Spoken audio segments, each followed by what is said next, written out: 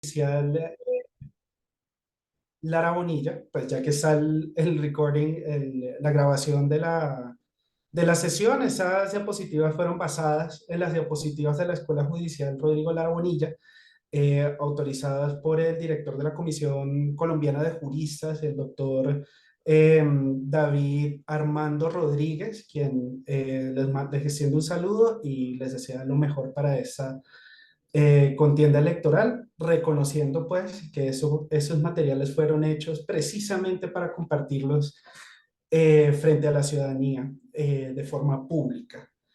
Entonces, vamos a abordar el tema de derecho electoral. Voy a hacer la exposición. Si tienen alguna pregunta, siéntanse libres de interrumpir. Y si tienen alguna pregunta que plantear, al final también vamos a resolver las preguntas. Si quieren irlas escribiendo, yo al final de la exposición las voy resolviendo. Entonces, sobre el derecho electoral en general, el derecho electoral versa sobre la actividad partidista y electoral. No es solo el día de las elecciones, sino todo lo que encierra la actividad partidista. Eso incluido candidatos, directivos de partidos, personas que intervienen, diferentes sujetos. Para el motivo de esta charla y en lo que nos vamos a concentrar, va a ser el día de las elecciones. Sin embargo, vamos a empezar con una visión general, la cual no nos vamos a tomar mucho tiempo. Si tienen alguna duda, por favor, escríbanla. Yo la voy a ir resolviendo mediante.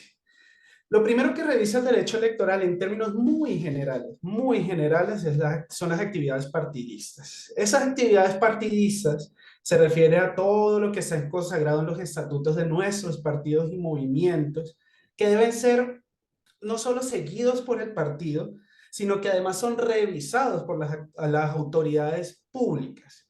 Los partidos políticos, si bien son organizaciones de derecho privado, en esencia, tienen unas obligaciones y tienen unas prerrogativas que son de carácter público.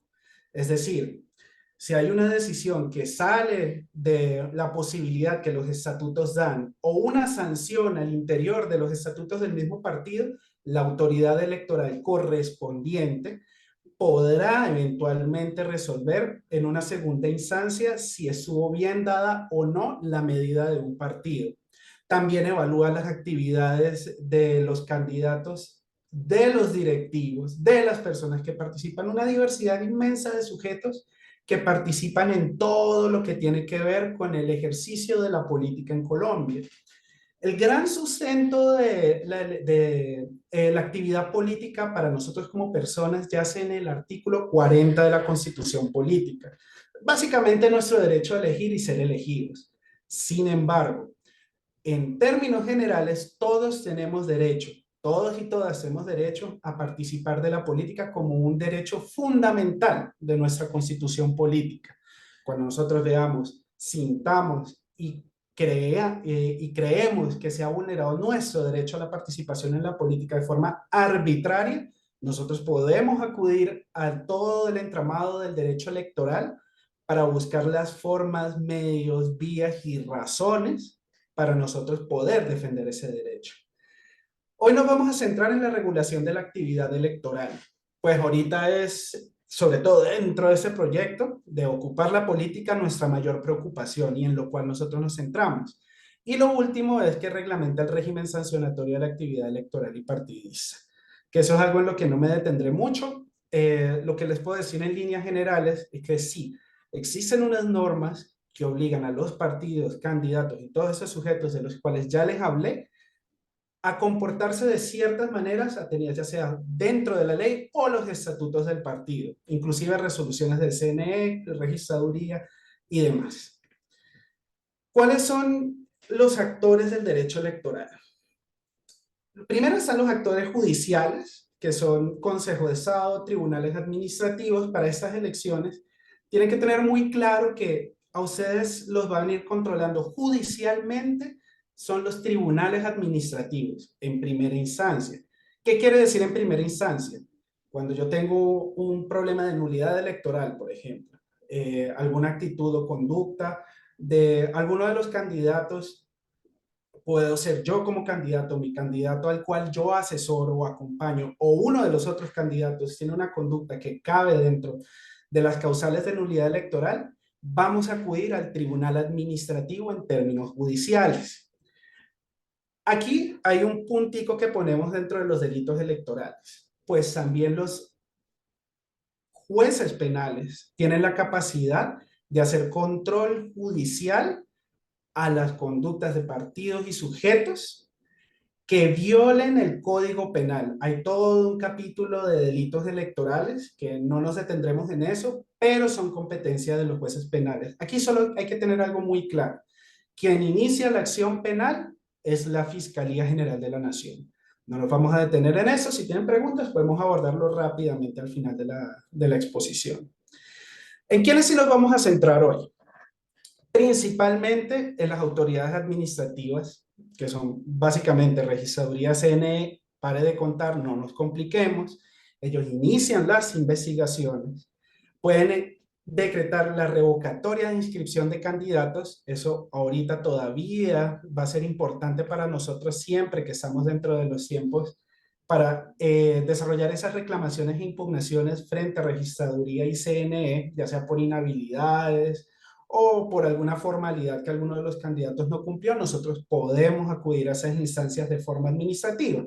Cuando yo digo administrativo es derecho de petición hacia Registraduría, CNE, revise esa inscripción. Aquí hay una situación que no permite que dicha persona sea candidato o candidata. Y las impugnaciones frente a decisiones de partidos. Ahorita fue muy famoso el caso del pacto histórico, tuvo decisiones que fueron un poco controversiales frente a los resultados internos de sus consultas y se hicieron diversas impugnaciones sobre las decisiones que asumió el partido frente al irrespeto a las consultas internas que ellos tenían. Se siguió la normativa de sus estatutos y acuerdos de coalición para poder resolver ese tipo de conflictos, digamos, de reclamaciones. El CNE se encarga por su parte tanto, no solo de la parte administrativa, sancionatoria, que es básicamente decretar las revocatorias, multas, sanciones, suspensiones, sino que además regula, distribuye los recursos, decreta las personerías jurídicas de los partidos, establece la composición de las comisiones ejecutadoras, entre un montón de cosas. El CNE, por lo tanto, es el órgano administrativo que se encarga primordialmente de la regulación de las elecciones. El CNE es el principal. Constitucionalmente está dictado de esa manera y recuerden, el CNE es una instancia administrativa. No voy a entrar en debates de abogados, pues hay unas funciones jurisdiccionales especiales que tienen tanto el CNE como los partidos y otras instituciones. Sin embargo, mantengamos esto en la cabeza. El CNE es nuestro mayor regulador, ¿vale? Y por último están los partidos políticos. Los partidos políticos de su interior deben tener siempre dentro de sus estatutos unas regulaciones éticas, morales que deben cumplirse. También unos formalismos que se deben seguir y hay otras cuestiones de ley que se le imponen a los partidos políticos con sus debidas sanciones. Eh, un caso que es muy diciente, por ejemplo, de cómo los partidos actúan, es el caso de el senador Alex Flores de Antioquia, pues senador a nivel nacional, es de circunscripción nacional, que por una falta moral terminó recibiendo una sanción desde su partido y también desde la Procuraduría, ¿vale? Entonces, si los partidos o los estatutos de los partidos son vinculantes, claro que sí son vinculantes. Hay que revisar muy bien los estatutos de nuestro partido para saber si aquellas decisiones que nos afectan o benefician son válidas dentro del marco electoral. Los estatutos de los partidos hacen parte de la normatividad y nosotros como miembros de los partidos y movimientos debemos conocer cuáles son las reglas de juego mínimas para poder actuar dentro de nuestros partidos y movimientos. Como dije, no nos vamos a detener aquí demasiado. Lo que se busca es proteger bienes jurídicos, eso ya es más charlas de abogados. Sin embargo, dentro de esa diapositiva que les expongo, que es la facultad sancionatoria del derecho electoral, que es básicamente imponer sanciones, está facultado el derecho electoral para hacerlo de forma especial. Lo que debemos tener claro es lo siguiente. Para nosotros como asesores y candidatos, más allá de la discusión jurídica, es que El sujeto disciplinable, es decir, la persona sobre la cual puede recaer una sanción, tiene que ser prescrita. Básicamente, debe haber una ley que diga esa persona está obligada a cumplir esa norma. Y debe haber un procedimiento sobre el cual se verse la sanción, sobre el cual se genere la sanción. Ese procedimiento debe ser cumplido so pena de una violación al debido proceso. Esos pueden ser ya sea intutelables, demandables, puede generar inclusive una situación posible de nulidad electoral, en lo cual no recaeremos hoy. Vamos a hablar principalmente del día de las elecciones. El día de las elecciones vamos a tener todo un, digamos, un entramado de normas que regulan este tema del día de las elecciones. La regulación del día de las elecciones comprende tres etapas. Una etapa preelectoral, una etapa del día de las elecciones y una etapa postelectoral, ¿vale? Nos vamos a centrar hoy en el día de las elecciones y la etapa postelectoral. Eso quiere decir que nosotros vamos a centrarnos hoy el día 29 de octubre y qué es lo que sus testigos electorales, abogados, asesores tienen que estar pendientes ese día y cuáles son las reglas. La primera duda que voy a resolver acá, que con la gente que yo he asesorado durante ese proyecto de ocupar la política me preguntan un montón, es sobre el uso de cámaras y aparatos electrónicos. Para quienes viven en zonas urbanas, eso parece un poco bobo, pero para quienes hacen su actividad política electoral en zonas de municipios, sobre todo municipios en riesgo electoral, suele ser un poco confuso. Y es el uso de cámaras y aparatos electrónicos. El uso de cámaras y aparatos electrónicos se puede hacer una vez culmina la jornada electoral. La jornada electoral va desde las 8 de la mañana hasta las 4 de la tarde. Recuerden aquí una cuestión importantísima del cierre de las elecciones. Nosotros no utilizamos lo que se llama la fila bancaria. Nosotros solo vamos a recibir la votación de aquella persona que haya presentado su cédula al momento del cierre de la mesa, a las 4 de la tarde. Si a las 3:59 usted registró su cédula para votar, está habilitado. Si estaba en la fila y no alcanzó a presentar su cédula, a las 4 en punto, la autoridad electoral, la Policía Nacional, puede retirarlo del lugar de votación, pues ya se va a establecer el cierre. La última persona que vota es la última que alcanzó a registrar su cédula. Esto es muy importante tenerlo en cuenta. No vayan a surgir reclamaciones que no dan a lugar. Por favor, díganle a sus electores que vayan temprano. A las 4 de la tarde, 4:01, ya no nos sirve que hayan llegado. Tienen que registrar la cédula antes de las 4 de la tarde. Y se procede al retiro de los electores. Una vez a las 4 de la tarde ya tenemos autorizado utilizar cámaras y aparatos electrónicos, pues va a empezar lo que en derecho se entiende como un procedimiento público. Los procedimientos públicos se pueden registrar, ¿vale? Eso es un derecho de los ciudadanos para poder hacer control público de las actuaciones del Estado. Nosotros vamos a tener la necesidad de generar todas las pruebas, de recaudar todas las pruebas necesarias en caso de que haya algún tipo de eventualidad que nos lleve a nosotros a generar una reclamación. Las pruebas son muy necesarias dentro de ese proceso. Si sus testigos tienen la posibilidad de grabar, de tomar fotos, de llevarse el celular, de estar allí pendientes del escrutinio en mesa, perfecto, por favor. Díganles, desde las 4 de la tarde está completamente permitido el registro, ¿vale? ¿Qué es lo que sucede al momento de cerrar las mesas? Les voy a dar un paneo general. Llegan las 4 de la tarde, los jurados designados por el Consejo Nacional y Registraduría dicen, se cierra mesa, ya no recibimos más cédulas, y lo primero que van a hacer es destruir y retirar todas las tarjetas electorales sobrantes. ¿Eso qué quiere decir? Si en mi mesa de votación habían 100 votantes inscritos con potencial electoral y votaron solo 50, quiere decir que tienen que destruirse 50 tarjetas electorales, porque son las que deben sobrar en la mesa. Si hay un potencial electoral de 100 inscritos en esa mesa y votaron 50, deben quedar 50 tarjetones por destruir. Hay que tener eso muy claro. Primero va a suceder esa destrucción, no puede haber ningún sobrante. Ellos los meten en una bolsita, creo que es de color verde, para que quede el registro y eso se sella, para que quede el registro de que en efecto se destruyó. Lo siguiente que sucede es que hacen un conteo de sufragantes. Hay un listado que ellos tienen en mesa los jurados, donde ellos van resaltando quienes van votando. Ellos tienen que determinar cuántas personas votaron ese día del total del potencial de la mesa.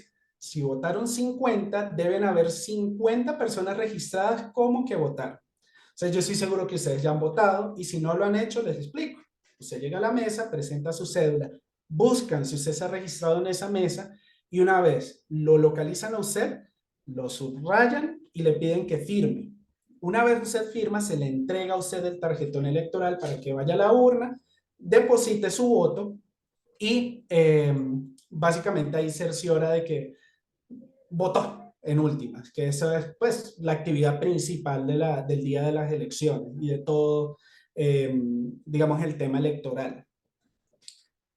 Una vez se hace ese conteo de sufragantes y decimos, en esta mesa se votaron tantas personas, sigamos con el ejemplo, votamos 50, se hace una apertura de la urna. Esa apertura de urna, ¿qué es? Básicamente se abre la caja donde depositamos los votos, una a una de las cajas para cada una de las corporaciones, y tenemos que contar voto a voto para poder, ahí ya seguimos lo siguiente, hacer una extracción de votos y contabilizar en nuestro formato E14 cuántos votos hubo cuál candidato.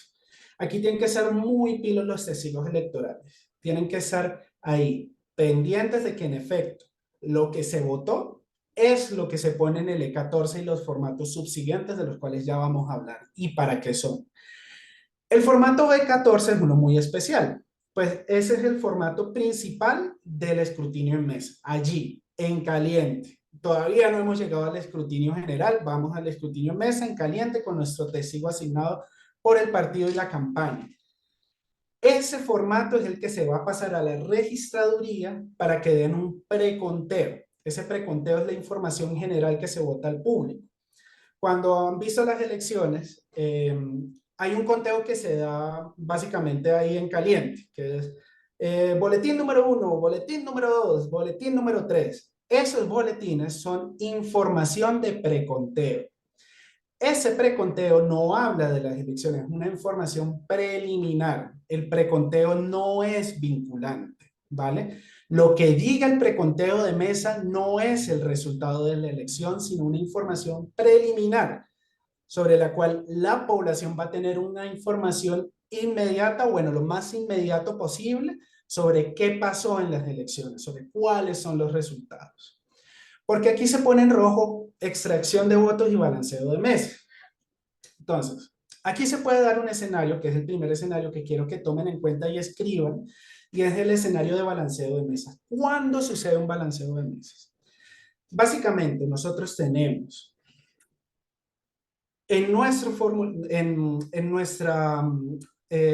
urna, tenemos una totalidad de votos, digamos, 105 votos, pero el potencial electoral de la mesa eran 100 votos, tenemos 5 votos sobrantes. En ese escenario se da un balanceo. El balanceo es básicamente cuando nosotros exigimos que se haga un reconteo. El reconteo establece que sí, en efecto, hay 105 votos insertados, pero el potencial electoral era solo de 100. Nosotros tenemos que proceder a, bueno, los jurados tienen que proceder a volver a poner los votos dentro de la urna y aleatoriamente sacar 5 votos, ¿vale? Para que coincida el número de votos en la urna con el potencial electoral de la mesa. ¿Qué pasa con esos 5 votos que se sacaron para hacer el balanceo? Esos votos se deben incinerar. Y cuando yo digo incinerar, mira, ahí hay un debate jurídico que me ha pasado incontables veces en elecciones. Si de verdad se refiere a prenderles candela o botarlos en una de las bolsas de desecho de votos. Básicamente es incinerarlos, la palabra lo dice todo, es quemarlos. Si está sucediendo eso en una mesa electoral, no se les extrañe, no está sucediendo nada raro, simplemente estamos balanceando la urna. Eso es mucho más común de lo que ustedes creen, sobre todo si estamos en mesas, en las primeras mesas, donde vota la gente que tiene mayor edad, que ellos suelen tener un porcentaje de votación muchísimo mayor que en las últimas mesas, que suelen ser los jóvenes. Entonces, no se les extrañe, pidan el balanceo, pues ese balanceo igual se va a hacer dentro del escrutinio municipal. La clasificación de votos, una vez ya hicimos el balanceo, si fue necesario, seguimos la clasificación y conteo de votos. Básicamente es decir quién es, cómo quedó el resultado de la mesa. Ustedes ven que quienes han estado en procesos electorales se han dado cuenta que sacan voto a voto, dicen voto para el número 1, voto para el número 2, voto para el número 3, tantos votos. Básicamente es contar los votos. ¿Cuál fue el resultado de la urna? Se tiene que hacer por corporación y cargo. Es decir, esas elecciones hay que prestarle mucha atención a esto. Si yo estoy llenando el formulario de elecciones municipales para consejo, se tienen que contar, son los votos de elección municipal para consejo. Si es de alcaldías, para alcaldía. Si es de asambleas, para asamblea, pero nunca se deben confundir, ¿vale? Suele suceder que los jurados están un poquito perdidos y terminan contando lo que sea, se pierden con los formularios. Para eso sale el testigo electoral. Si el jurado es reticente, si las instituciones que están allí no apoyan y no quieren hacer un reconteo por un fallo aritmético, es decir, sumaron mal, no tuvieron en cuenta algunas cuestiones que pueden suceder en la mesa, tranquilamente ustedes pueden hacer una reclamación escrita, así sea con papel y lápiz. Hagan la reclamación escrita y la pasan tanto a la Procuraduría como a la Registraduría. ¿Para qué? Ya les voy a explicar cómo es el proceso, pero en resumen les digo que esa reclamación va a llegar al escrutinio municipal en primera instancia. Importante acá, ustedes como parte, asesores de la campaña, candidatos y candidatas, le digan a sus testigos, hagan las reclamaciones que sean necesarias, así parezcan bobas, háganlas sin miedo, entréguenlo a la registraduría, a la procuraduría, que en instancia de escrutinio municipal o distrital lo podemos resolver, pero es importantísimo que se haga en el momento, ¿vale? Eh, Se tienen que diligenciar de la mejor manera posible las actas. Hay muchas veces que las actas quedan con tachones, ya les voy a decir cómo se resuelve eso. Pero lo mejor que puede suceder es que ahí en caliente, en la mesa misma, cuando haya un tachón, se pida básicamente la corrección, que vuelvan que cojan otra acta y la vuelvan a llenar, que se haga allí en ese momento. ¿Por qué? Porque luego el proceso se vuelve muchísimo más complicado. Ya vamos a llegar hacia eso.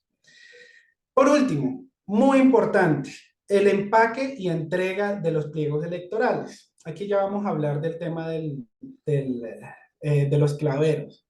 Cuando paremos en claveros, yo les voy a explicar precisamente qué es lo que debe suceder cuando se empaque y se entregan todos esos kits electorales. Se debe entregar un papeleo que yo les nos vamos a parar uno a uno para que vean cuál es el papeleo que debe aparecer.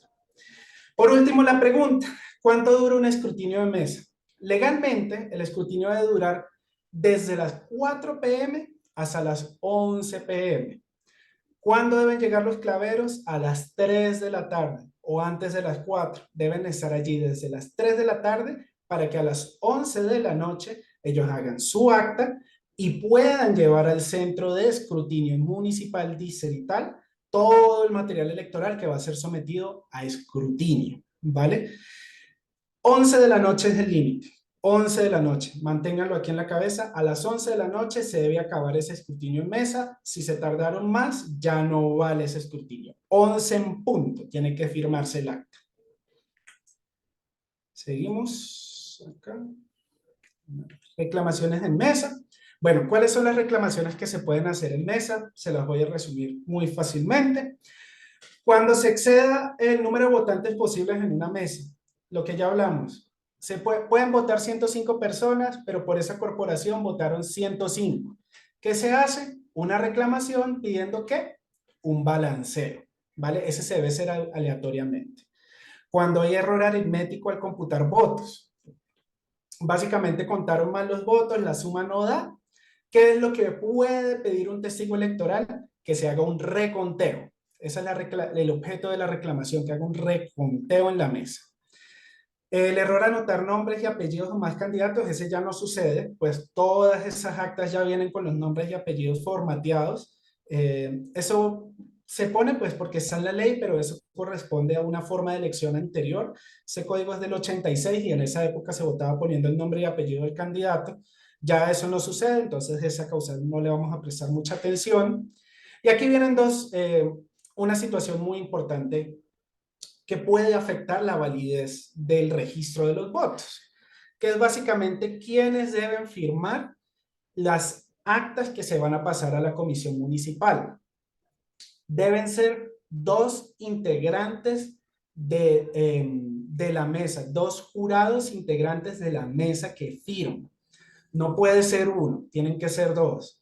¿Pueden ser más de dos? Sí, eso no afecta su validez. La regla dice que deben ser mínimo dos jurados quienes deben firmar el acta. Si lo firma uno solo, no es válido.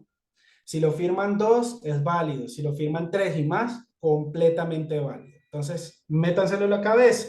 El acta debe estar siempre firmada por dos de los jurados. Dos, no uno, dos mínimo. ¿Por qué soy tan insistente? En la práctica se ve actas firmadas por una sola persona. Esas actas quedan invalidadas en el ejercicio de conteo. Tan pronto uno hace la revisión sistemática y se da cuenta que no hay dos firmas, sino una, nada que hacer. Se invalida lo que aparece ahí en el acta. La solicitud de reconteo de votos debe ser atendida directamente por los jurados. Cuando a ustedes les digan, no, eso se resuelve en la comisión escrutadora municipal, ustedes digan, nosotros tenemos derecho por el artículo 122 del Código Electoral de pedir el reconteo aquí mismito en la mesa, como testigos electorales debidamente registrados ante la Registraduría Nacional por parte de nuestro partido político, ¿vale?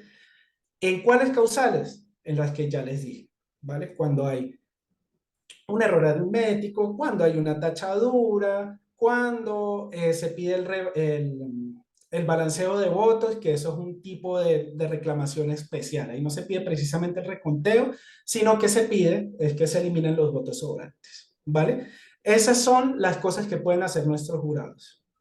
Muy importante que nuestros jurados sepan eso. Digo, nuestros jurados no, nuestros testigos. Muy importante que sepan eso. Ellos nos van a ahorrar un montón de trabajo.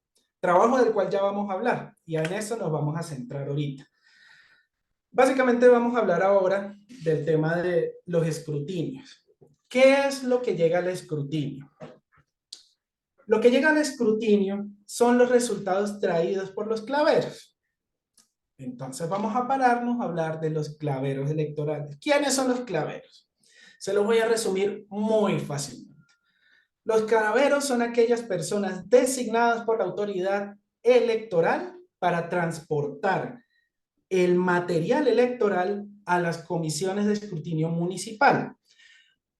Ellos tienen unas reglas muy especiales, ¿vale? Ellos son personas de reconocimiento público en las cuales nosotros podemos confiar de que van a transportar debidamente ese material electoral.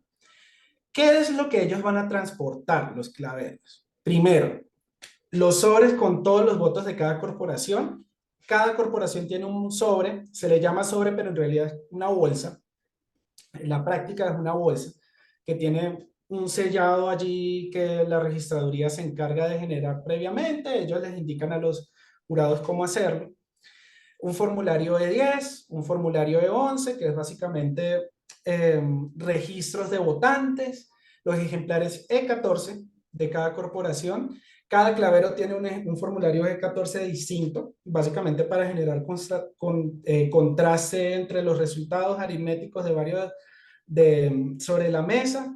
Tienen que estar esos ejemplares sí o sí. Esos E14 son muy importantes porque van a ser la primera prueba que nosotros tenemos sobre los resultados en mesa. El formulario E12 Si los hay, básicamente el formulario de 2 es una autorización para votar, no nos paremos en eso, son casos excepcionales. Y reclamaciones escritas, si las hubiera. ¿Se acuerdan que les dije que el testigo podía hacer su reclamación escrita cuando les digan no vamos a hacer balanceo, no vamos a hacer recuento? Pues si no los dejan, coja un cuadernito, lápiz, papel, ponga su nombre, diga, exponga la razón, el motivo por el cual está haciendo la reclamación y si es posible, dentro del acta, constate que hay una reclamación por parte de uno de los testigos electorales, que queda ahí en las observaciones. Ahí el acta tiene una parte que dice observaciones. Es importante que vaya allí en las observaciones. Si no las hay, si tenemos un ambiente muy contrario para poder llevar ese ejercicio plenamente, que quede esa reclamación dentro de el material electoral que va a llegar a la comisión escrutadora municipal. Es súper importante que eso suceda, pues nos va a dar a nosotros las herramientas jurídicas para poder luego reclamar. Acuérdense de eso. Las oportunidades en derecho son taxativas. Si nosotros buscamos la primera oportunidad, nos va a dar a nosotros más recursos para poder defender nuestra elección. ¿Quiénes pueden acompañar a los claveros? Aquí hay un dato muy importante. Pasa que hay municipios donde no hay confianza con la autoridad electoral, ya sea por historia, por X o Y razón. Y uno dice, pero es que en el transcurso entre la mesa de votación del corregimiento y que llegue la cabecera municipal puede suceder 20 millones de cosas. Nosotros, como candidatos testigos, de hecho, cualquier persona puede acompañar al carro designado para, o carro, barco, avión, lo que sea, designado para entregar el material electoral. Cualquier persona lo puede acompañar, pero aquí hay una excepción. ¿Dónde lo podemos acompañar? Nosotros no los podemos subir a ese carro. Nosotros tenemos que ir en un vehículo propio acompañando a los claveros, ¿vale? Nosotros podemos ir persiguiéndolos. Si tenemos sospechas, si tenemos la posibilidad de hacerlo, ustedes están totalmente autorizados de hacerlo. Ninguna autoridad les puede decir no nos acompañe. Al revés, es parte de la función pública de seguimiento a las elecciones para poder nosotros defender nuestros derechos frente a la actividad electoral. Todos esos pliegos llegarán a la comisión escrutadora. Entonces vamos a la siguiente diapositiva. Vale. Entonces llegamos a los escrutinios como tal. Ya dijimos que los escrutinios empiezan en mes, pero la actividad de escrutinios debidamente entendida sucede cuando llegan los claveros al sitio de escrutinios. Aquí hay un montón de dudas. Y yo les voy a decir algo. Yo, como abogado dedicado al derecho electoral y también como asesor de campañas, les digo, sobre todo las elecciones municipales, se deben controlar en el lugar de escrutinio. Eso tiene que estar preparado. Hay muchas elecciones que se ganan en escrutinios y hay muchos nombramientos o posesiones que se pierden después de los escrutinios, como sucedió hace poco con la congresista Luz María Múnera en el departamento de Antioquia por una mal procedimiento en las mesas escrutadoras. El Partido Centro Democrático empezó un proceso de nulidad electoral junto a la Procuraduría frente al Consejo de Estado, quien resolvió revocar la elección de la representante de la Cámara, Luz María Múnera, dándole la curul al Centro Democrático, quienes eran los que interponían la reclamación y seguían por derecho a ocupar la curul. Muy importante los escrutinios. ¿Por qué? Porque los escrutinios es donde se van a declarar oficialmente las elecciones. ¿Se acuerdan que yo les había dicho que ese ejercicio en mesa, que se llegan a los G14, se escanean y por teléfono se le dice a la registraduría?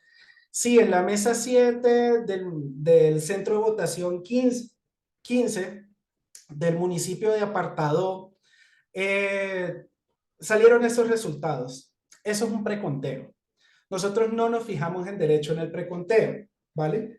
Nosotros en derecho nos fijamos en lo que resulte del escrutinio municipal o auxiliar.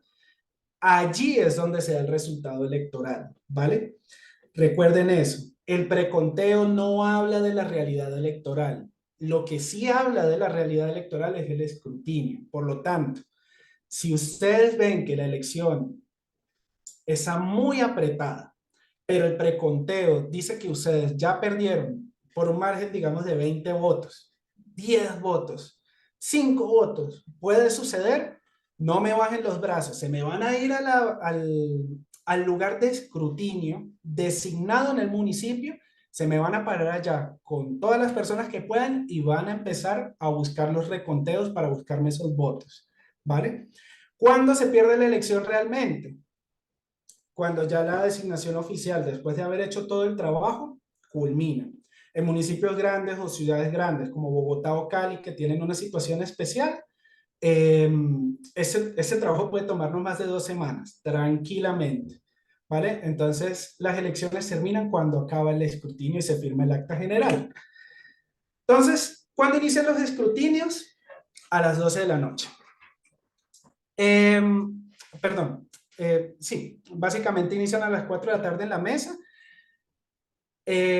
A las 3 de la tarde tienen que estar los claveros y a las 4 de la tarde tiene que estar toda la comisión escrutadora del municipio, tiene que estar ya instalada, esperando a los claveros para que lleguen con el material electoral, ¿vale? Si llega a las 12 de la noche de ese día, domingo 29, es decir, ya estamos en el lunes 30 de octubre, y no se ha acabado el escrutinio, sigue el día siguiente a las 9 de la mañana, hasta las 9 de la noche de ese día, y así sucesivamente, hasta que se cuenten todos los votos y se haga todo el ejercicio. Eso puede durar días, no se preocupen. ¿Quiénes son los que hacen el escrutinio? Básicamente son funcionarios de la registraduría y funcionarios judiciales, ¿vale? ¿Qué suele suceder? Esos funcionarios judiciales en la práctica les da mamera hacer eso, en muchos de los casos. Sin embargo, dentro de sus funciones está que ellos deben estar allí en los escrutinios y hacerlos apropiadamente. Cuando yo les digo les da mamera es que los van a afanar, muy probablemente les van a decir no va al caso, se van a poner bravos. Tengamos la disposición mental de que muchas veces va a tocar pelear esos escenarios, háganlo sin pena, tienen que saber sus derechos, ¿vale? ¿Por qué les digo eso?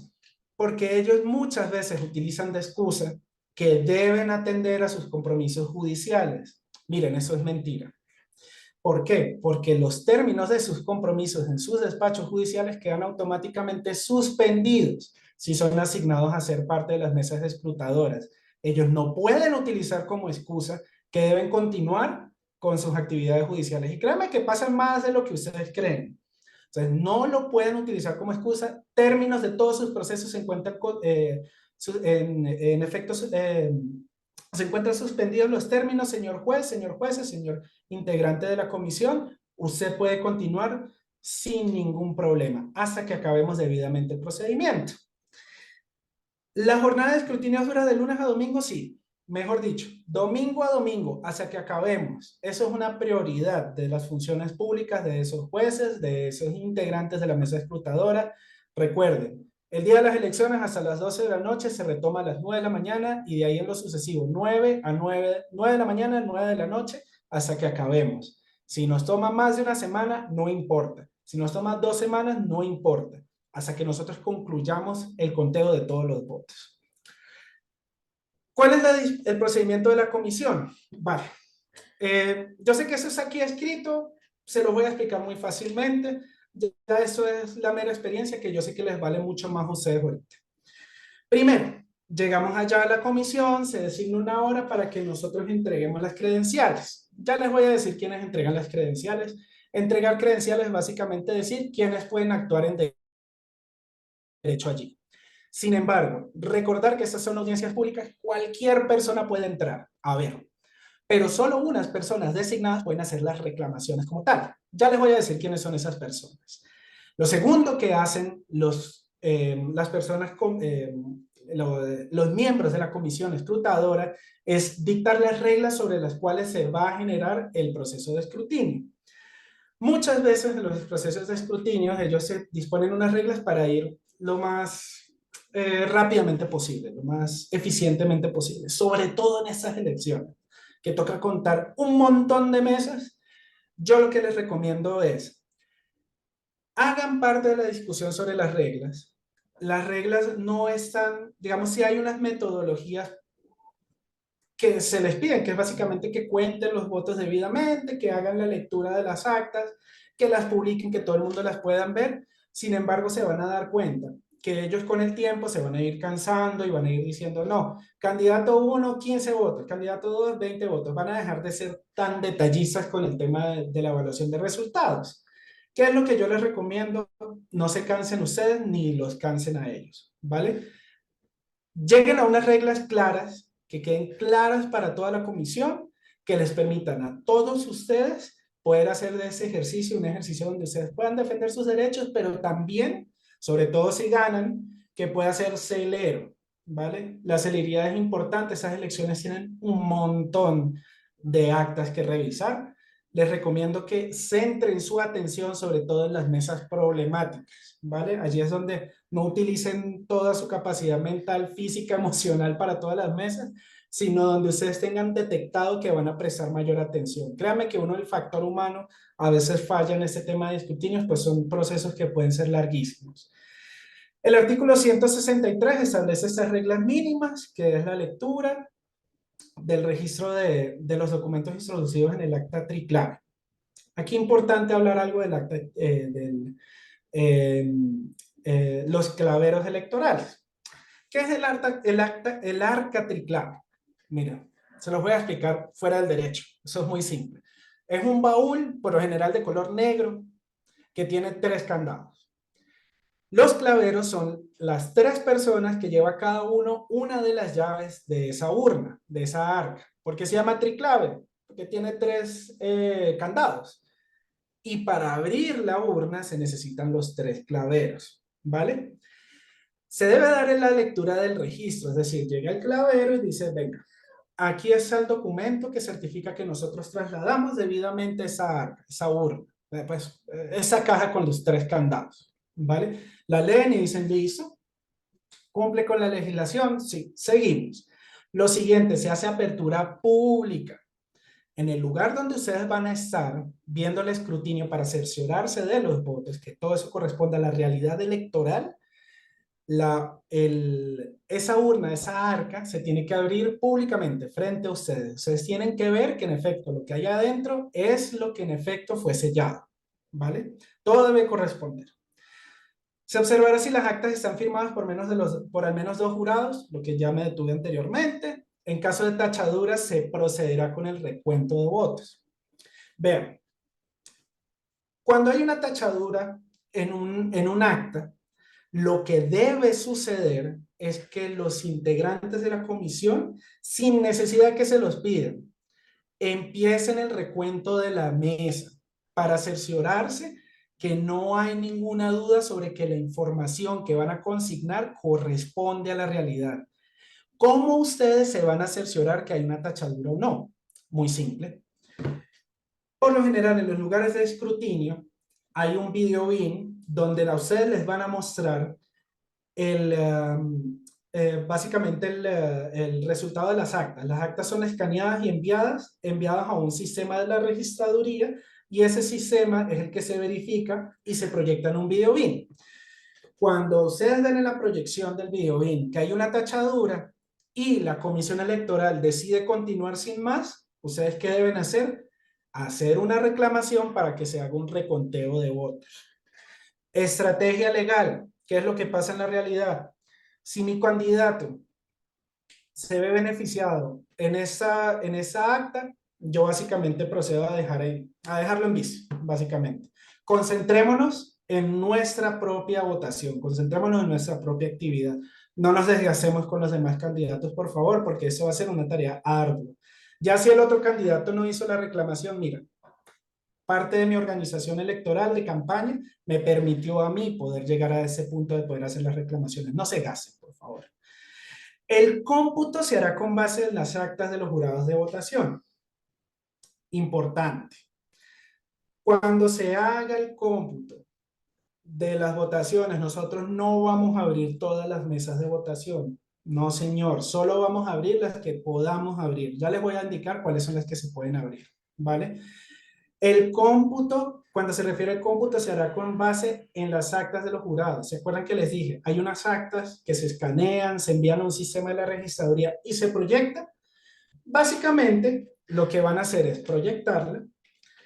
Vamos a tener aquí el acta en físico. Ellos van a leer uno a uno los resultados por candidato y corporación y deben corresponder.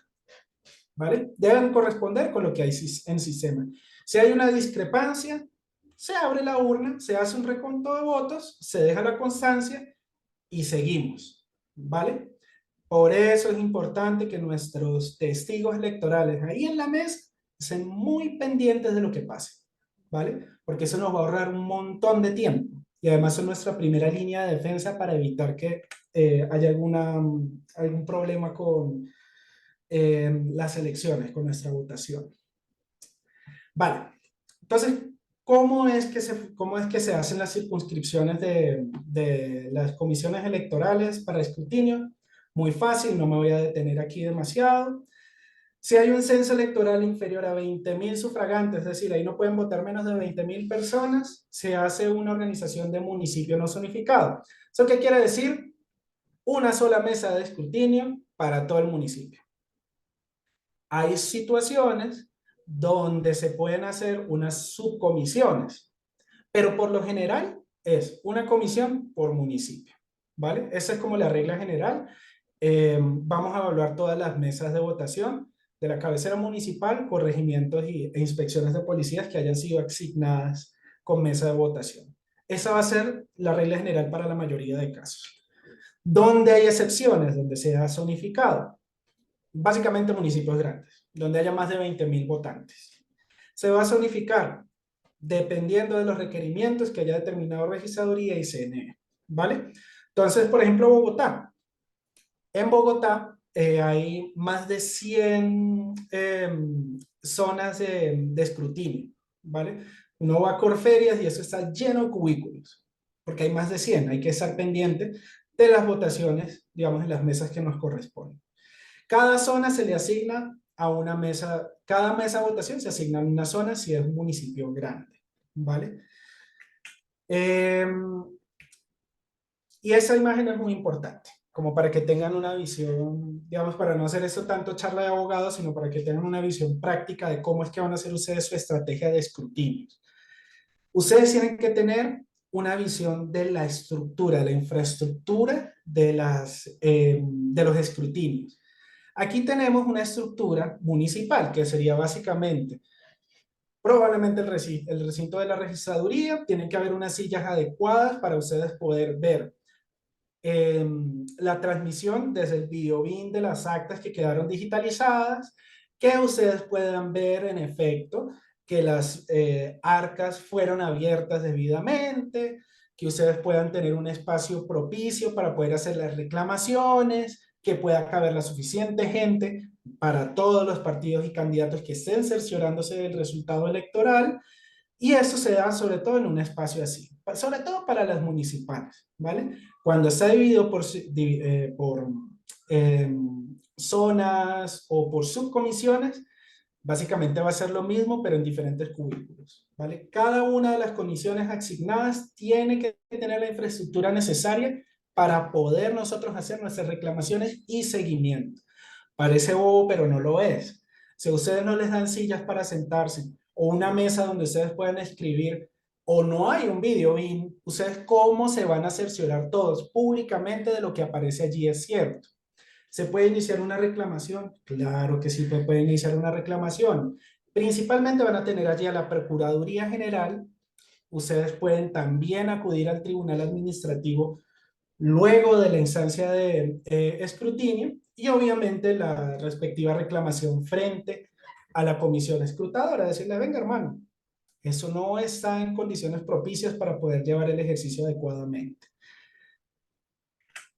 Bueno, ya les expliqué el tema de los claveros. Eso es importante en ciertos municipios donde se sabe que hay mucha corrupción. Hay que tener muy presente ese tema de los claveros.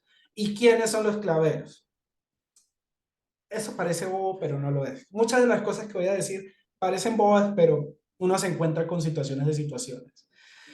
Para cada nivel territorial hay una diferente designación de claveros. Si quieren, tomen pantallazo, no me voy a detener. Simplemente quiero que vean que los claveros no son cualquier persona.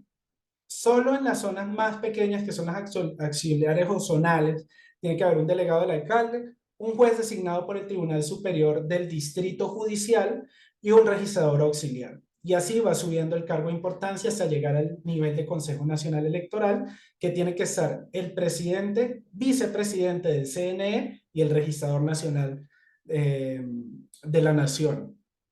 ¿Qué pasa si falta un clavero? Eso es Persona, el único así, Danilo. mm, Bueno, me parece mal. sí, no sé si se te prendió el micrófono y ya. Vale. ¿Qué pasa si falta alguno de los tres claveros? No hace falta ir hacia el tribunal, no hace falta, no, nada de eso. No hay que pedirle ni siquiera al alcalde que designe uno nuevo.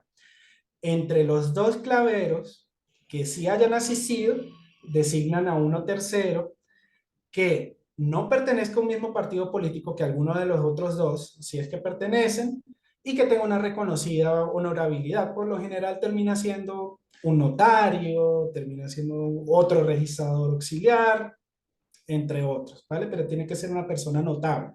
Digamos, la norma pues establece que esa debe ser como parte de todo este ritual democrático. Es lo que ya les había dicho, tienen que ser a las 3 de la tarde y ya vamos a pasar a las generalidades de cómo nosotros vamos a hacer esas reclamaciones. ¿Qué es lo primero que ustedes tienen que tener en la mente? Grábense esto. La escala jerárquica de los escrutinios. ¿Quién está en la posición más alta? El Consejo Nacional Electoral. ¿Quién está en la posición más baja de esa jerarquía? El escrutinio de mesa. ¿Vale? Escrutinio de mesa fundamental, pasa al escrutinio auxiliar o zonal, luego al distrital y luego al general. ¿Por qué es importante tener eso en cuenta? Por el tema de las apelaciones. ¿Qué es lo que sucede? Yo puedo ahí en caliente hacer una reclamación y mi reclamación ser denegada. Decirnos, la comisión escrutadora decidir no va a caso, no vamos a abrir la urna, no vamos a hacer un reconteo, no vamos a hacer un rebalanceo y ellos te van a decir por qué. Si nosotros no estamos de acuerdo, nosotros podemos acudir a la figura de apelación. La apelación, en términos muy simples de entender, son reclamaciones que se hacen a un superior jerárquico para que revise la actuación de un inferior, ¿vale? Entonces, si se acuerdan, aquí tenemos la estructura. Si la reclamación, por lo general, no empieza en el escrutinio de mesa, empieza en el escrutinio auxiliar o zonal, se hace allí en el escrutinio, el primerito que se hace, bueno, después del de la mesa, el primerito que se hace allí. Yo hago la reclamación, se deniega, me tienen que dar oportunidad para yo presentar una apelación a la negación de mi reclamación frente al superior jerárquico. Entonces, si fuera un escrutinio auxiliar, yo lo presento frente al distrital y municipal. Dato aquí de vital importancia. Toda reclamación y apelación se debe hacer por escrito. Si bien usted puede argumentar vocalmente, verbalmente dentro del ejercicio de escrutinio, todo debe hacerse por escrito, ¿vale? A muchos les va a pasar dentro de los escrutinios que van a hacer su argumentación, levanten la mano y le dicen a la comisión escrutadora, muy probablemente va a ser un juez quien la preside, va a decir, doctor, yo tengo una reclamación porque allí hay una tachadura. El juez o jueza les va a decir, muy bien, gracias por la apreciación, por favor proceda a hacerlo por escrito. O ya llega a pasar inclusive, como sucede bueno, pues suele suceder bastante, que dicen, doctor, tengo una reclamación, no va a lugar, pásela por escrito, nosotros la analizaremos, ¿vale? Ya les voy a dar técnicas de cómo hacerlo por escrito de forma muy fácil. Un resumen de los formularios que nosotros debemos tener en cuenta para el día de los escrutinios. Lo que debe estar, lo que no puede faltar, ¿vale? Para el final, esto es, cuando se le digan E14, 26, 24, no me digan luego que no sabían. Si quieren, guarden pantallazo. Primero, el sobre de claveros, básico. El sobre de claveros es el que nosotros nos da prueba documental de la custodia del paquete electoral. Importantísimo que eso esté bien diligenciado. ¿Cómo está bien diligenciado? Básicamente que narre la travesía del arca y que eso está súper formateado. No suele haber muchos problemas con eso en municipios grandes, ya estandarizados. En otros, más importante que ustedes presten atención al recorrido. Eso se llama el cuidado de la cadena de custodia. Si se rompe la cadena de custodia, quiere decir que nosotros no podemos fiarnos en que lo que llegó corresponde a lo que es, con lo que salió. Ese sobre de claveros nos va a demostrar nosotros documentalmente o nos va a dar prueba de que lo que salió no corresponde a lo que llegó. El E14, que es básicamente el que consignan los jurados, ese resultado en caliente, allí en la mesa de votación a las 4 de la tarde, el que empiezan a llenar. El E24, que detalla ya, digamos, el resultado general por mesa, pues municipio, etcétera. El E26 es el acta que sale de la comisión escrutadora del municipio auxiliar y demás, que va a ayudar a llenar el acta general, que es lo que ya da el resultado general de las elecciones. ¿Por qué es importante tener en cuenta esas diferencias entre formularios? ¿Se acuerdan de eso? Si se acuerdan de esa estructura, se van a dar cuenta que hay una relación entre formularios y quienes los elaboran. Entonces, el E14, ¿quién lo elabora? El escrutinio en mesa. Si yo voy a reclamar sobre el E14 del escrutinio en mesa, seguramente en su apelación irá al escrutinio auxiliar zonal. Esa es la lógica. Si voy a apelar sobre el E24, empieza en el escrutinio municipal, iría en apelación hacia el departamental. Y el E26 y así sucesivamente. Básicamente uno hace la apelación hacia el siguiente, hacia arriba, ¿vale? Eso es para lógica de apelación. Importante acá, reglas de derecho administrativo, no requiero que sean abogados para saber eso ojalá se lo sepan para la vida. Cuando usted reclama frente a una autoridad pública, usted tiene que hacer el debido proceso de vía, se llama vía administrativa, que es pedirle al directo implicado de la institución, es decir, en este caso, digamos, en la mesa escrutadora, que revise. Le doy oportunidad para que usted mismito se dé cuenta. Es decir, debo hacer la reclamación allí en caliente. ¿Por qué? Porque si yo no la hago en caliente, no habrá lugar a la apelación, porque yo no le di oportunidad al encargado de que revisara su propia actuación, ¿vale? Lo que valida que yo pueda apelar una decisión es que yo le haya dado oportunidad de poder revisar. O sea, muy pilos con las reclamaciones. Las reclamaciones se tienen que hacer allí en caliente para poder nosotros apelar, a menos que surja una decisión que no permita siquiera, o una situación que no permita siquiera que yo pueda presentar la reclamación, ¿vale? Esa situación especial se podrá fundamentar y motivar, ¿vale? Pero por regla general presenten la reclamación ahí mismo en la oportunidad, en caliente. Listo. Ahora sí vamos a las causales de reclamación, ya para ir cerrando el tema de día de las elecciones, escrutinio. Esa parte creo que le presten bastante atención, ya vimos la estructura, cómo funciona una reclamación, cómo funciona una apelación. Ahora vamos a ver exactamente qué es lo que nosotros pedimos, por qué lo pedimos y cómo lo pedimos. Sobre todo en estas elecciones miren, importantísimo tener eso claro. Primero, los del 122, básicamente el artículo 122 del Código Electoral ya los vimos acá, que son esos. Básicamente las reclamaciones que hacen los jurados en mesa. Esos son los del 122, ya les digo. Esos son los del 122, ¿vale?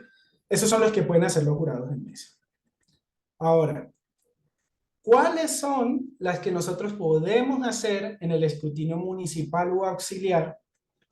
Son los de 164, 166 y 192 del Código Electoral. No se me pierdan, ¿vale? El Código Electoral es un montón de normas, pero ese día, muy atentos, 164, 166 y 192 van a ser sus normas con las cuales ustedes se van a defender.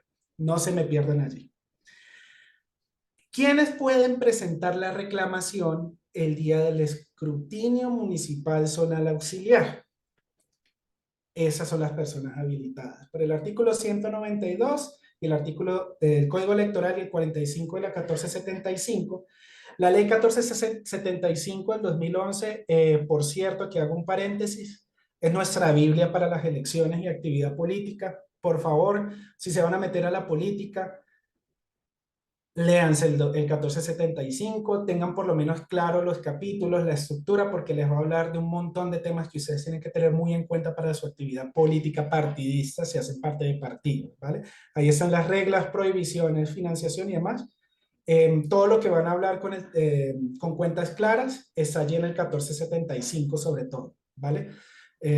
Se los dejo ahí como un tip. Parte de sus cargas públicas como políticos es saber cuál es la ley que ustedes los rige y cómo los rige y hasta dónde llega. Bueno, esas leyes incluyen quienes están legitimados para hacer las reclamaciones el día de los escrutinios. Esas reclamaciones las pueden hacer primero los candidatos inscritos, ¿vale? Si tú eres candidato, tienes toda la legitimidad de presentar la reclamación. Segundo, sus apoderados. ¿Sus apoderados quiénes son? Abogados con tarjeta profesional válida, que no estén inhabilitados para ejercer la profesión de abogados. ¿Cómo es que uno apodera a un abogado? Derecho, primer semestre de Derecho debería enseñarse en el colegio. Y si no lo saben, se los digo. Un poder, que es básicamente un documentico, donde dice que usted autoriza a ese profesional del derecho a representarlo frente a ese evento específico, ¿vale? Ese poder de decir, yo autorizo a Víctor Manuel Guillén Guevara, cédula de ciudadanía tal, de Bogotá, con tarjeta profesional para que me represente dentro de las mesas de escrutinio tal y tal. Todo debe ser muy taxativo, por favor, ¿sí? Son poderes especiales. Tiene que ser taxativo, decir para qué lo representa y por qué. ¿Cómo se hace eso? Muy simple. Ustedes lo formatean, dejan el lugar de la mesa, el nombre del apoderado, posible apoderado, en blanco, y cuando estén el día de las elecciones, el día del escrutinio, perdón, lo llenan a mano y lo firman, ¿vale? ¿Qué va a pasar? El abogado llega con su poder, tarjeta profesional y cédula frente a la mesa de escrutinio y se legitima frente a la mesa, se presenta frente a la mesa. Quienes sean abogados y hayan hecho la práctica judicial es como llegar a una audiencia, básicamente. Nada más ni nada menos, antes de la instalación se presentan los papeles de las personas quienes pretendan ser legitimados para presentar reclamaciones. Aquí hay un dato importante. ¿Cuál es la oportunidad para uno poderse presentar como apoderado? Realmente no hay un límite legal, ¿vale? Uno se puede presentar durante el ejercicio de la comisión. Ahora, en la práctica, ¿qué pasa? Hay muchos jueces que son muy jodones, perdónenme la palabra, o hay comisiones que son muy a rajatabla con los tiempos y no te van a presentar, no te van a permitir la presentación. ¿Qué es en la práctica, qué es lo que uno hace? ¿Y qué es lo que nosotros hemos hecho? Digamos, sucedió algo en mi casa, tenía que atender, llevo 5 días de escrutinio y ese día llegué tarde y no me pude presentar a esa mesa. Espero a que haya el receso. Básicamente, antes de salir, de regresar del receso, me presento para legitimarme ante la mesa y ellos suelen aceptarlo, ¿vale? Ese es como consejo para abogados que vayan por primera vez al tema de escrutinio. Digamos que los abogados en la práctica saben cómo hacerlo. Testigos electorales legalmente acreditados. Ellos también pueden presentar reclamaciones directamente, ¿vale? Por el 192 y el 45 de la 1475. Ahí ha habido dudas a veces, pero no. La ley sí indica que sí pueden presentar sus reclamaciones siempre y cuando estén legalmente acreditados. Ahí suele haber dentro de los lugares de escrutinio una mesa de acreditaciones. Básicamente les van a pedir unos papeles, que es como una especie de poder, que es una autorización por parte del candidato, partido político, representante legal del partido o candidato directamente, que autoriza a ese testigo a actuar como legitimado dentro de la mesa de escrutinio. ¿Qué suele suceder en la práctica? Hay un montón de testigos electorales en cada una de las mesas y unos abogados que se les asigna a una cantidad de testigos electorales, ¿vale? Entonces, para quienes sean abogados o conozcan abogados que los van a ayudar acá, la tarea del abogado por lo general, a menos que ustedes tengan un buffet de abogados disponibles para toda esa cantidad de mesas, es coordinar a los testigos para que vayan informando de las discrepancias que van sucediendo en las mesas. Antes de pasar las reclamaciones, es muy importante que el abogado cerciore de que esa reclamación va bien hecha. Ya les voy a decir cuáles son las formalidades que el abogado se va a cerciorar. Si no tienen abogados, no se preocupen, les voy a enseñar cómo cerciorarse. Bueno, y por último, los agentes del Ministerio Público, básicamente la Procuraduría, también están legitimados. ¿Se acuerdan que les dije que hay un delegado de la Procuraduría General dentro del escrutinio? En las mesas hay siempre un delegado de la Procuraduría General. Ellos tienen también facultad de presentar reclamaciones, ¿vale? Inclusive hay escenarios donde uno puede hablar con el procurador o procuradora directamente para que presente la debida reclamación en caso de que pues haya una situación especial donde ustedes no puedan hacerlo, ¿vale?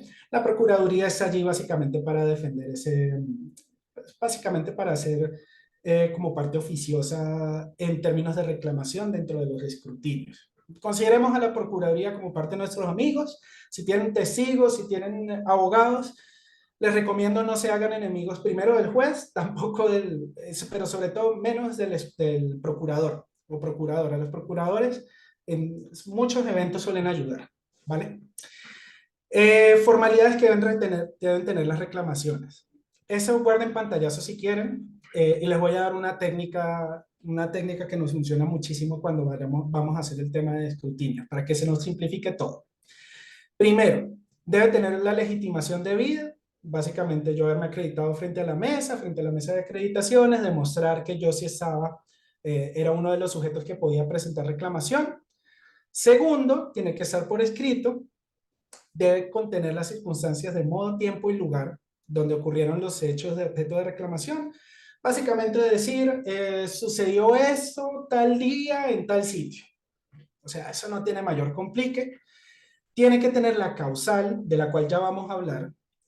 Tiene que tener las razones en las que se funda el incumplimiento de la causal, es decir, por qué yo considero que esa causal me da mi facultad de presentar esa reclamación. Y lo último, los medios probatorios que se pretendan hacer valer. Básicamente hay una libertad probatoria allí. Libertad probatoria en términos castizos es todo lo que pruebe que lo que yo digo es cierto, ¿vale? Ahí hay libertad probatoria. Vamos a intentar hacerlo de la forma más fácil en términos administrativos. El derecho administrativo es un derecho que se basa sobre todo en documentos, prueba documental. Que hay una discrepancia entre el E14 y el E24. ¿Cuáles son mis medios probatorios? Pues el E14 y el E24. Muy simple, ¿vale? La observación en el E26. Muy simple, ¿vale? Esos son los medios probatorios. Ahora, eso parece súper complicado. Yo hizo que, pues, uno suele llevar allá la impresora, ¿no? Y tratar de conectarla en algún lado para imprimir desde los poderes hasta las reclamaciones. ¿Qué es lo que se suele hacer en términos prácticos, sobre todo cuando uno no tiene muchos recursos ni tiempo de ponerse a pensar? Eso se puede formatear. Ustedes pueden acudir a un formato o hacer su propio formato donde ustedes mismos pongan, donde se pueda marcar un chulito. Tan, ¿está legitimado? Sí, chulito. Por escrito, circunstancias, modo, tiempo y lugar. Entonces ponen, ¿dónde sucedió? Rellenar aquí. ¿En qué momento sucedió? Rellenar aquí. Lugar donde sucedió, rellenar aquí. Tal. Causal invocada. Ponen las 9 causales que les voy a hablar, 9, 12 causales que les voy a dar ahorita y que le pongan un chulito en la causal que ustedes crean. Tal. Chulito. Las razones por las cuales se funda la causal invocada. Un lugar para escribir. No se me compliquen. Muchas veces uno quiere exponerlo todo de la forma más elegante jurídicamente, pero aquí lo primordial en caliente es presentar la reclamación, ¿vale? Que se presente la reclamación en oportunidad. ¿Cuándo es la oportunidad para presentarla? Cuando se está escrutando esa mesa. ¿Cómo se despide en tiempo? Levanten la mano sin miedo. Señor escrutador, señora escrutadora, juez, por favor, Solicito un tiempo para poder hacer la reclamación debida antes de que cierre el escrutinio de la mesa. Claro que sí, ni bravos que estuviéramos. Tiene 10, 15 minutos para presentarla. El resto de la comisión se tomó un descanso. Por favor, vayan, tomen agüita, se toman un tinto. Cuando volvamos, recibimos las reclamaciones. Sin pena, ¿vale? Sin pena alguna. Eh, Ahora sí vamos a hablar de las reclamaciones como tal del día del escrutinio. La primera es, si quieren tomen pantallazo, foto, para no detenerme en recitar el artículo. Perdón. Cuando funcionan las mesas en lugares o sitios no autorizados conforme a la ley.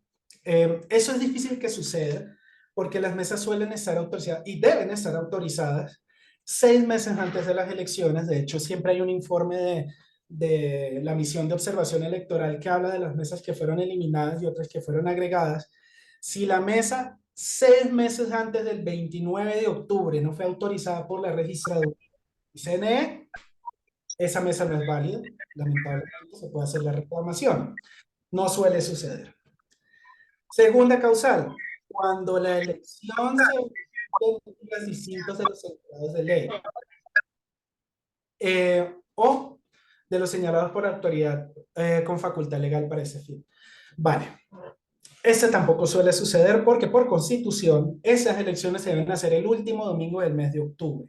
Y así todas las elecciones están señaladas constitucionalmente. Otra fecha donde se deben hacer, pues tendría que haber una causal de fuerza mayor, de violencia, de una situación de orden público que debe ser verificada, constatada por el registrador cuya competencia, el registrador con competencia en el sitio donde sean las elecciones, y eso por lo general se hace previamente. Sobrevivientemente se puede hacer, pero siempre hay o suele haber un documento que constata el por qué las elecciones no se pudieron hacer ese día, pero pues digamos esos son casos también excepcionales. Aquí voy a hacer un chulito. Eh, no sé si se acuerdan del tema de que los claveros tienen que llegar con el arca, tienen que firmar el acta antes de las 12 de la noche, llegar con el acta electoral básicamente de manera muy expedita. Básicamente salir de allá y dirigirse sin desvío, sin tomarse un tinto, sin fumarse un cigarro, sin tomar la cena, deben dirigirse al lugar de escrutinio. Hay lugares de Colombia, como por ejemplo en el Bichada, donde el transporte no es posible en un lapso menor a 2 días, por ejemplo. Tienen que transportar en chalupa, mejor dicho, una travesía para poder llegar al lugar, a la cabecera municipal para hacer el escrutinio. Esas situaciones se deben prever, se deben explicitar previamente a partir de un acto administrativo, que es básicamente un documento que expide el registrador del municipio, donde señala que muy posiblemente en ese lugar de elección va a suceder esa situación, que no va a llegar a las 12 de la noche ni se va a firmar el acta por imposibilidades físicas de fuerza mayor, ¿vale? Para quienes estén en departamentos que son de difícil o corregimientos de difícil acceso, ¿vale? Tiene que estar eso previamente. Por favor, cerciórense de que se haya expedido el documento por parte del registrador con competencia allí en el municipio previamente. Vale, ya cerramos ese paréntesis. Puede sucedernos acá en el proyecto de Ocupar la Política, pues tenemos municipios bastante alejados en el programa. La causal tercera es cuando los dos ejemplares del acta no se encuentran firmados por menos de 2 personas. Básicamente, yo hago la reclamación pidiendo que la exclusión de la mesa. No nos vamos a poder fiar de lo que ahí dice. ¿Mm? Puede haber debate. Si nosotros más bien podemos abrir la urna y contar los votos allí en la comisión. Pueden ser debates jurídicos. Yo les digo, podemos intentarlo. Pidan que en vez de la exclusión se haga el conteo allí, pero les voy adelantando el final. Se va a hacer la exclusión, pues la votación no va a ser válida. Ahora, les recomiendo, si les beneficia el resultado que allí hay y no está firmado por lo menos 2 jurados, pidan el reconteo en la mesa de escrutinio, ¿vale? Nada se pierde con intentar. Lo importante aquí es pelear voto a voto. Hay municipios que tienen unos márgenes de votación muy bajitos de diferencial. Cuando se haya destruido o perdido los votos emitidos en una urna y no existieran actas de escrutinio en la que conste el resultado de las votaciones. Eh, Básicamente es cuando no hay actas. Aquí, ¿qué sucede? ¿Qué termina sucediendo? La exclusión también. No hay mucho que decir acá. Me llegaron los votos, pero no hay ningún acta. ¿Sí? Y aquí está el temita ese del acuerdo 09. Básicamente lo que dice es, no llegaron con los claveros las actas de 14 de 24 del resultado de esa mesa, pero llegaron los votos, llegó la urna. ¿Y ahí qué hacemos? ¿Qué hacemos si el resultado fue transmitido en el preconteo? ¿Con qué resultado nos quedamos? Pues nos quedamos con el resultado de la mesa de escrutinio, porque acuérdense que ese conteo en mesa es un preconteo. Ese no habla de la realidad electoral, habla de una información preliminar. Nosotros solo nos vamos a fiar lo que llegue al lugar de escrutinio. Muy importante que lo mantengan en la cabeza. Si me llega incompleto, pero se transmitió el resultado, esa transmisión de resultado no es válida. No se debe consolidar. ¿Vale? Causal quinta. Cuando el número de sufragantes de una mesa excede el número de ciudadanos que podían votar en ella. Vale, eso es súper simple. Bueno, ya se las expliqué, es el balanceo, básicamente. Tengo una mesa donde podían votar tantas personas. Eh, 100 personas. Y llegaron 105 votos. ¿Qué es lo que yo pido? El balanceo. Ese balanceo no solo se hace en la mesa, allí en caliente, en la mesa electoral, sino que también se puede hacer en la comisión escrutadora. No se les extrañe que llegue el caso de que hay una votación mayor al potencial electoral inscrito y en la mesa escrutadora, o de pronto en alguna de las otras zonas empiecen a ver humo saliendo de una incineración de votos. Tranquilo, puede suceder, ¿vale? Es una de las causales. Entonces, cuando haya más votos que la posibilidad de gente que puede votar en una mesa que pedimos, el balanceo. ¿Qué es el balanceo? Se los recuerdo. Metan todos los votos otra vez a la urna, saquen 5 votos al azar y quémenlos. Y nos quedamos con los 100, 100 de 100. Eso es un balanceo, ¿vale? Solo se da en ese caso. Causal sexta. Cuando el número de votantes en una cabecera municipal o corregimiento o inspección de policía, básicamente en la mesa, excede en la zona, excede el total de cédulas aptas para votar en dicha cabecera, corregimiento e inspección. Resulta que aquí hay una diferencia fundamental con el balanceo. El balanceo es, en mi mesa podían votar 100, llegaron 105 votos. En la causal sexta no estamos hablando del potencial de la mesa. En la causal sexta estamos hablando de que en mi municipio solo podían votar 1000 personas. Y resulta que cuando yo leo el E26 hay 1200 votos. ¿Qué pasó ahí? ¿Vale? Tenemos que revisar mesa a mesa qué pasó. ¿Vale? Y ya les voy a decir por qué mesa a mesa. Sin embargo, esa es una causal válida para pedir un reconteo. Nunca se pide un reconteo general. Cuando ustedes ven a los políticos diciendo, vamos a pedir el reconteo general de las mesas porque tal, están hablando paja. Legalmente no se piden reconteos generales. Siempre los reconteos son específicos, de la mesa específica. ¿Vale? Ya les voy a decir cómo se hace. Espera que Perdón, te interrumpo. Tenemos 2 minutos para cerrar porque tenemos la siguiente sesión a las 6, entonces necesitamos la plataforma, pero para que vayamos cerrando la idea que Vale. Igual ya aquí vamos terminando, son 9 causales, la séptima, y digamos que voy a ir a la más importante, básicamente cuando los pliegos se hayan recibido extemporáneamente, ¿se acuerdan del caso que les dije? Fuerza mayor, causa fortuito, se recibió después de la hora, se tiene que fundamentar porque se recibió después de la hora.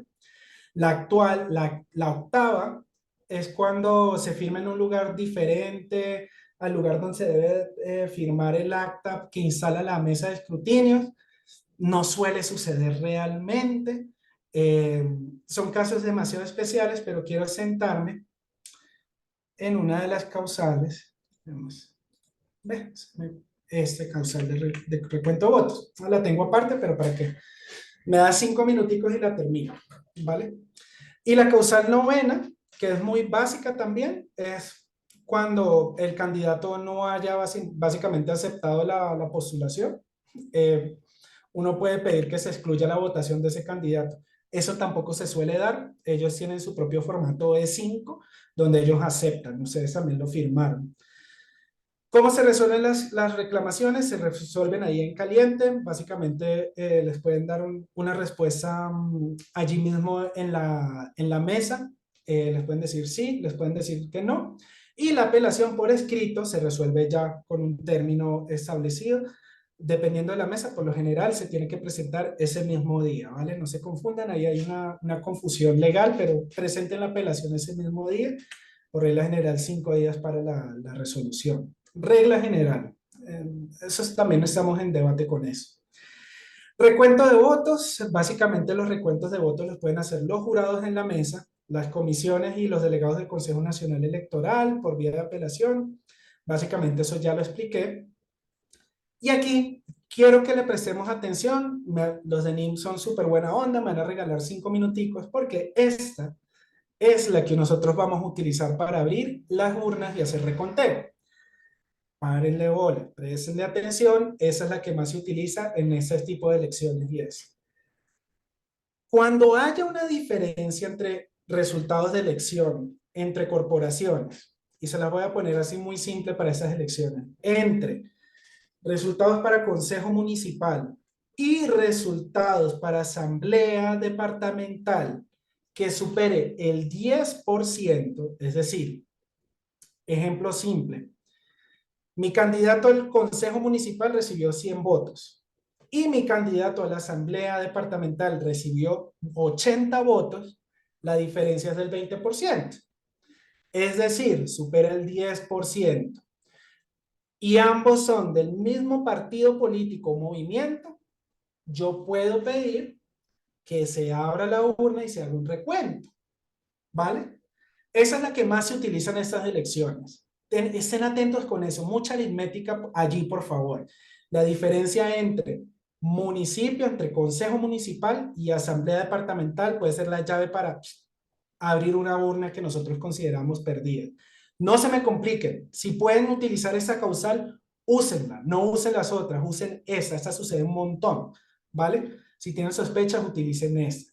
Tiene que ser una diferencia del 10% entre candidatos del mismo partido, entre consejo y asamblea. No puede ser entre consejo y alcaldía. No puede ser entre asamblea y alcaldía. Tiene que ser entre consejo municipal y asamblea departamental. Y las otras de las que ya hablamos extensamente, cuando haya dudas sobre tachaduras en las actas, cuando haya una duda razonable, eso también puede suceder. Pueden suceder situaciones que no estén prescritas en la ley y ustedes hacen una reclamación con una duda razonable. La comisión escrutadora, en aras de proteger el principio de verdad electoral, puede decir, vale, me parece razonable que abramos la urna y recontemos los votos y vamos a ver ahí qué pasó. Una vez se hace el recuento, no va a haber lugar a otro recuento a menos que haya situaciones muy especiales, ¿vale? O sea, yo creo que eso ya abarca como todo el día de los escrutinios y elecciones, tengan eso por favor muy en cuenta. Me basé solo en eso con el tema de derecho electoral porque ese es el que les va a ser más funcional. Y por favor, presten mucha atención al tema de cuentas claras, pues ahí están todas las dudas que ustedes tienen sobre temas de financiación. Créanme que no es difícil de entender, sin embargo les va a dar a usted mayor seguridad si lo reciben del CNE directamente esa charla, ¿vale? Si quieren me dejan por chat las preguntas que tengan, por el WhatsApp, las preguntas que tengan, yo las resolveré el día de mañana, ¿vale? Creo que solo hasta mañana las resolveré, pero déjenlas hoy, por ejemplo, para que hagamos ya el ejercicio de la oportunidad. Les doy oportunidad solo hoy de presentar sus quejas, peticiones, reclamaciones, yo mañana las resuelvo Y si tienen alguna duda, preséntenme la apelación de una vez mañana, ¿vale? No va a haber oportunidad para nada más. La semana que viene ya no recibo más preguntas. A que vayamos haciendo el ejercicio. Entonces, muchísimas gracias por su tiempo y ahí tienen mi número de teléfono, cualquier cosa, que esté muy bien. Gracias, Natalia. Muchas gracias, Víctor, y a todas las personas que se conectaron en esta sesión clave para este ejercicio de campaña en la que están participando ustedes. Como le comenté a Ovidio o a Orlando, no me acuerdo, por el chat, nosotros vamos a montar estas grabaciones en la plataforma de NIM y les vamos a transmitir esta información de la plataforma muy pronto a través del grupo de WhatsApp o a través del correo que registraron en la lista de asistencia. Entonces, recuerden que si tienen alguna pregunta, ahí está disponible Víctor para enviar las preguntas hoy en el grupo de WhatsApp. Y nos vemos muy pronto para quienes se hayan inscrito a otras de las sesiones y muchas gracias por su asistencia. Estén muy bien todos y todas. Muchas gracias, feliz tarde.